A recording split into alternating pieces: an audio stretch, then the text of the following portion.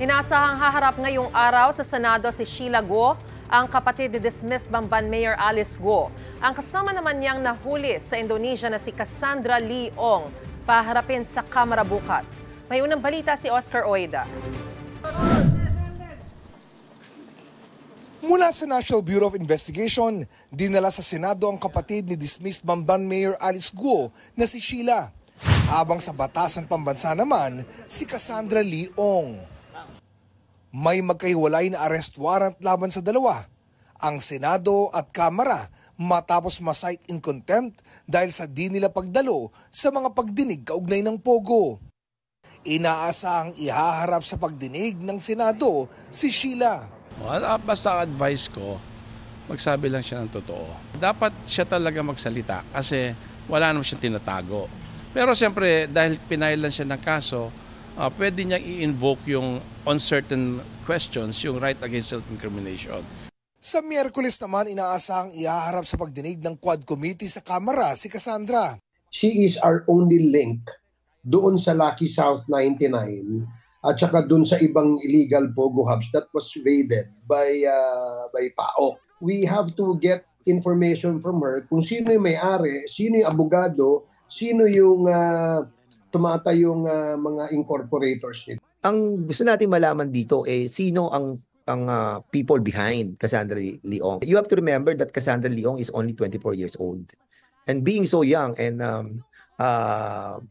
wala pang halos experience sa pagpapatakbo ng isang malaking negosyo, and having said that humahawak siya ng malalaking pera, imposibleng siya lamang. We wanted to find out. Gusto rin daw ng Senado na paharapin sa kanila si Ong. Pero sabi ni Barbers, pag-uusapan pa ito ng House Quadcom.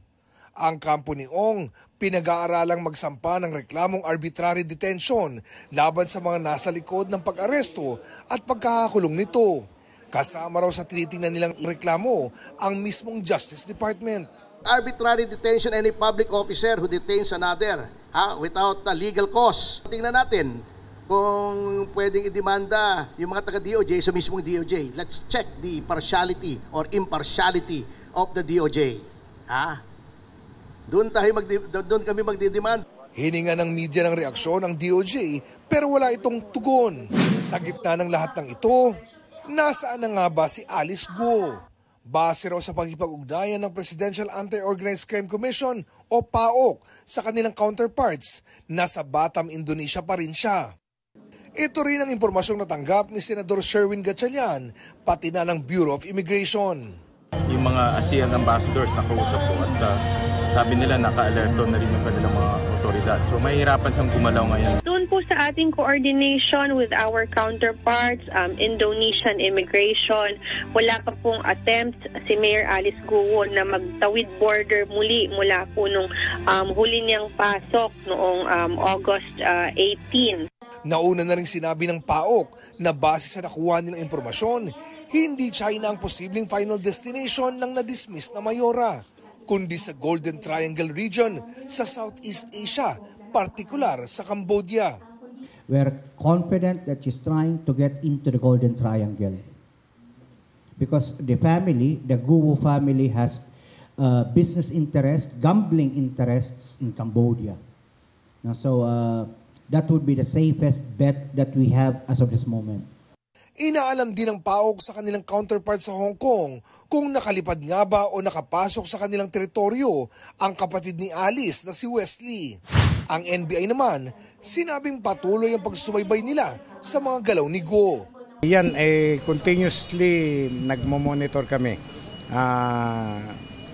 Meron tayong mga nakaabang pa rin na mga ahente. Sabay ng paghahanap kay Guo ang paghahanap din sa mga tumulong sa kanya na makaalis sa Pilipinas.